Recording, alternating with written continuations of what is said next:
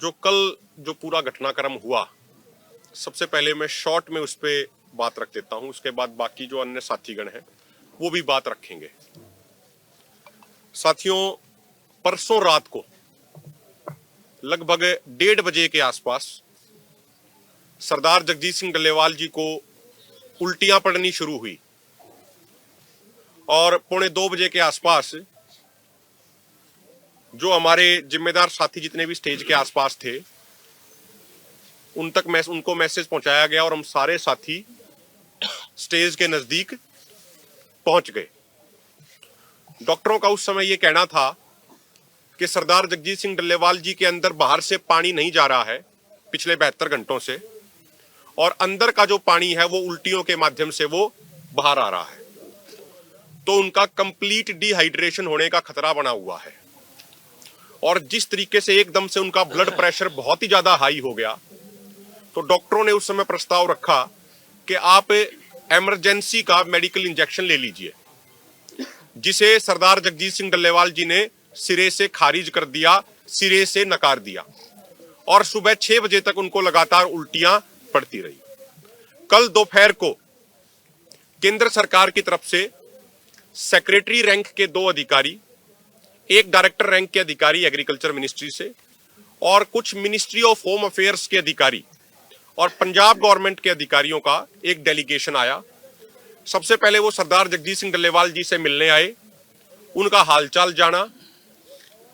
तो उन्होंने कहा कि केंद्र सरकार डल्लेवाल साहब आपकी जिंदगी को लेके, आपके स्वास्थ्य को लेके बड़ा चिंतित है। सरदार जगजीत सिंह डल्लेवाल जी ने उनका धन्यवाद किया कि आप 200 किलोमीटर दूर से आके हमारा हालचाल पूछने आए हैं, हमारे लिए चिंता जाहिर करने के लिए आए हैं। उसके बाद जब केंद्र के अधिकारी मांगों के ऊपर बात वो शुरू करने लगे, तो जगजीत सिंह डल्लेवाल जी ने कहा कि आप दोनों फोरमों के नेताओं से इस विषय पे बात कीजिए। उसके बाद लगभग 3 से 3.5 घंटे तक कई राउंड की मीटिंग अधिकारियों की और दोनों फोरमों के नेताओं की हुई। उन्होंने अपनी तरफ से एक प्रस्ताव रखा कि 18 फरवरी 2024 को जहां बातचीत टूटी थी, केंद्र सरकार वहीं से बातचीत शुरू करने के लिए तैयार है और एमएसपी समेत 12 मांगों पे चर्चा करने के लिए तैयार है, और केंद्र सरकार के मंत्री लेवल के पदाधिकारी और अन्य अधिकारीगण 14 फरवरी को बातचीत करना चाहते हैं। हमारे दोनों फोरमों ने उस चीज को विचारा और हमने ये प्रस्ताव रखा कि यदि केंद्र सरकार सच में जगजीत सिंह डल्लेवाल जी के स्वास्थ्य को लेकर इतनी चिंतित है, तो 14 फरवरी बहुत दूर है, इस मीटिंग को जल्दी किया जाए और इस मीटिंग को दिल्ली में किया जाए। उस पे उन्होंने 3 बातें कही। पहला, उन्होंने ये कहा कि 26 जनवरी को रिपब्लिक डे का कार्यक्रम है, तमाम मंत्रालयों के अधिकारीगण और मंत्री उसकी तैयारियों में उनकी ड्यूटियां लगी हुई हैं। दूसरा, 8 फरवरी को दिल्ली चुनाव का नतीजा आएगा, 9 फरवरी तक आचार संहिता लगी हुई है। जब तक आचार संहिता लगी हुई है तब तक केंद्र सरकार यदि मीटिंग में किसी मुद्दे पे सहमति भी अगर बन जाती है तो वो घोषणा नहीं कर सकती कानूनी तौर पे। इसीलिए उन्होंने कहा कि 12-13 तारीख को हमारा बजट पूरा हो जाएगा और उससे नेक्स्ट डे हम 14 तारीख को मीटिंग करने के लिए तैयार हैं। उन्होंने वहां पे ये प्रस्ताव रखा, जो हमने निवेदन किया उसके जवाब में उन्होंने ये बात कही। और जहां तक बात दिल्ली में मीटिंग करने की थी, उन्होंने कहा कि एक मीटिंग हम चंडीगढ़ कर ले, उससे अगले राउंड की जो बैठक होगी वो हम दिल्ली करने के लिए तैयार हैं, क्योंकि ये ऑल ओवर इंडिया का मुद्दा है। दोनों फोरमों के नेताओं को साउथ से भी आना पड़ता है। उसके बाद वो प्रस्ताव लेके, जो वो चिट्ठी लेके आए हुए थे, वो सरदार जगजीत सिंह डल्लेवाल जी के पास आए। वो चिट्ठी उनको पढ़ के सुनाई केंद्र के अधिकारियों ने। उसके बाद स्टेज पे आके केंद्र के अधिकारियों ने वो चिट्ठी माइक से पढ़ के सभी लोगों को सुनाई। सरदार जगजीत सिंह डल्लेवाल जी ने उस पे पहले असहमति दे दी कि भाई मैं कोई भी मेडिकल एड लेने के लिए तैयार नहीं हूं, मैं अनशन समाप्त नहीं करूंगा। जो चिट्ठी आई थी उस चिट्ठी में एक बात प्रमुखता से लिखी हुई थी और वो मीटिंग के दौरान भी अधिकारियों ने बार बार कही कि केंद्र के साथ जो भी बातचीत हो उसमें सरदार जगजीत सिंह डल्लेवाल जी स्वयं जरूर मौजूद रहें। वो बार बार इस बात पे केंद्र के अधिकारी फोकस कर रहे थे। ये सारा जब घटनाक्रम हुआ और सरदार जगजीत सिंह डल्लेवाल जी ने उस पे हामी भरने से इनकार कर दिया, उसके बाद दोनों फोरमों के साथियों की आपस में बातचीत हुई। जो यहां हजारों किसान मौजूद थे उनसे हमने विचार चर्चा करी। उसके बाद हमने पुनः निवेदन किया सरदार जगजीत सिंह डल्लेवाल जी से कि ठीक है, आपने अनशन समाप्त करने से तो बिल्कुल सख्त इनकार कर दिया है, मेडिकल एड लेने से इनकार कर दिया है, लेकिन आप हमारा निवेदन स्वीकार कीजिए और आप मिनिमम मेडिकल एड ले लीजिए ताकि जो गवर्नमेंट की प्रस्तावित बातचीत है उसमें आप स्वयं शामिल हो सके। हम इस बात को बखूबी जानते हैं कि जो जगजीत सिंह डल्लेवाल जी का तजुर्बा है, जो उनका बात रखने का तरीका है, जो उनका अनुभव है और जो उनका एक स्टेटस है, हम उसका 0.1% भी नहीं है अगर हम सारे मिल जाएं तो भी। तो जब बार बार ये निवेदन किया और लास्ट में भी डल्लेवाल साहब ने सहमति देने से इनकार कर दिया। जब सारे किसान बाहर बैठे थे उसके बाद उनसे बातचीत हुई, हमारे सारे जो लीडर हैं वो अंदर बात करने के लिए गए, तो डल्लेवाल साहब ने दुखी मन से आखिर में ये कहा कि ठीक है, फिर जो तुम्हें ठीक लगता हो तुम कर लो। सारी स्थिति को मद्देनजर रखते हुए हम लोगों ने यह फैसला लिया कि मिनिमम मेडिकल एड शुरू करा दी जाए। लास्ट तक उनकी डल्लेवाल साहब की उस पर सहमति नहीं थी, लेकिन सारे हालात को, सारी स्थिति को मद्देनजर रखते हुए यह फैसला लिया गया। उस समय यह फैसला होने के बाद थोड़ी देर के बाद 8 सीनियर डॉक्टर, जो काफी एक्सपर्ट और काफी सीनियर डॉक्टर थे, उनका एक पैनल थोड़ी देर के बाद यहां आया और उस पैनल ने यह कहा कि भाई डल्लेवाल साहब ने स्पष्ट कर दिया, आप लोगों ने भी स्पष्ट कर दिया कि डल्लेवाल साहब अपना अनशन समाप्त नहीं करेंगे जब तक मांगे पूरी नहीं होंगी। वो कुछ भी खाने को तैयार नहीं है, पानी के अलावा कुछ पीने को तैयार नहीं है। तो ऐसी सिचुएशन में, ऐसे हालात में जो बेस्ट पॉसिबल जो एक मेडिकल एड का सिस्टम है वो उन्होंने शुरू किया। उसमें सारे अलग अलग डिपार्टमेंट के वो जो डॉक्टर थे, मैं आपको बता दूं, MCH, DM, HOD, professor of medicine, अलग अलग चीज के स्पेशलिस्ट डॉक्टर, 8 डॉक्टरों का वो पैनल वहां पे मौजूद रहा उस समय। और उन्होंने अपना सारा वो जो एक पूरी प्रोसेस थी वो उन्होंने रात को लगभग 1-1:30 बजे के आसपास शुरू करी है।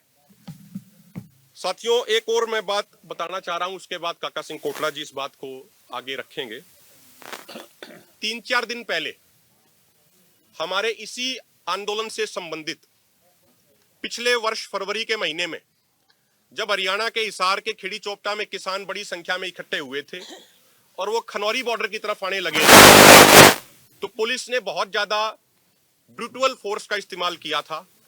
कई किसानों को चोटें आई थी और कई झूठे मुकदमे पुलिस ने दर्ज किए थे। कई किसानों को, महिलाओं को चोटें भी लगी थी। उस समय सरकार ने कहा था कि भाई हम समझौता कर लेते हैं, हम कोई कार्रवाई नहीं करेंगे। 3-4 दिन पहले उस संबंध में दोबारा नोटिस भेजे जाने लगे हैं सरकार द्वारा। फरवरी महीने में पिछले साल इसी आंदोलन के समर्थन में खनौरी बॉर्डर पर आने के लिए हजारों की संख्या में किसान हरियाणा के हिसार के खेड़ी चोपटा में इकट्ठे हुए थे और जब वो इधर कूच करने लगे थे तो उस समय पुलिस ने बहुत ज्यादा एक्सेसिव फोर्स का इस्तेमाल किया था। आंसू गैस के गोलों का इस्तेमाल किया था, जहरीली गैसों का इस्तेमाल किया था, हैवी लाठीचार्ज किया था, जिसमें काफी किसान और महिलाएं घायल भी हो गए थे और कई झूठे पर्चे किसानों के ऊपर दर्ज किए थे। State of Haryana versus Abhimanyu son of Raghubir, ये पूरा केस है जो हमारे एक साथी हैं हिसार के, और बाकी अदर्स में नाम लिखा गया था। ये अंडर सेक्शन 109, 147, 148, 149, 186, 188, 332, 333 पुलिस थाना नारनौंद FIR नंबर 68/2024 23 फरवरी को यह मुकदमा दर्ज हुआ था। उस समय सरकार ने कहा था कि हम आगे किसी भी तरीके की कोई कार्रवाई नहीं करेंगे, लेकिन 3-4 दिन पहले से दोबारा किसानों को नोटिस भेजे जाने लगे। जिस तरीके से किसान यहाँ पे हरियाणा के बड़ी संख्या में पहुंच रहे हैं पिछले 8-10 दिनों से। हम एक बात ये कहना चाह रहे हैं, उसकी तारीख थी एक 18/1/2025 कल की दी गई थी, अगली तारीख 17/5/2025 दी गई है।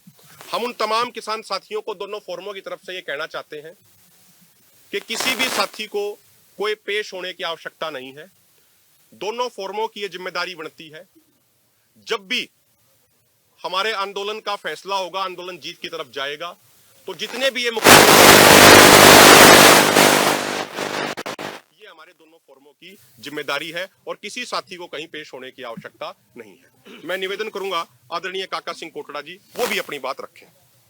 पत्रकार साथियों, गल लगभग सारी गल मनु घाट ने रख ली है।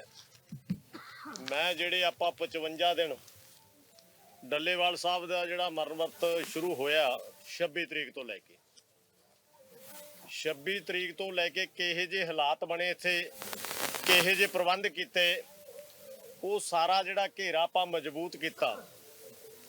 ਟਰਾਲੀਆਂ ਲਾਈਆਂ, ਟਰਾਲੀਆਂ ਦੇ ਉੱਤੇ ਫੇਰ ਨਾਕੇ ਲਾਏ।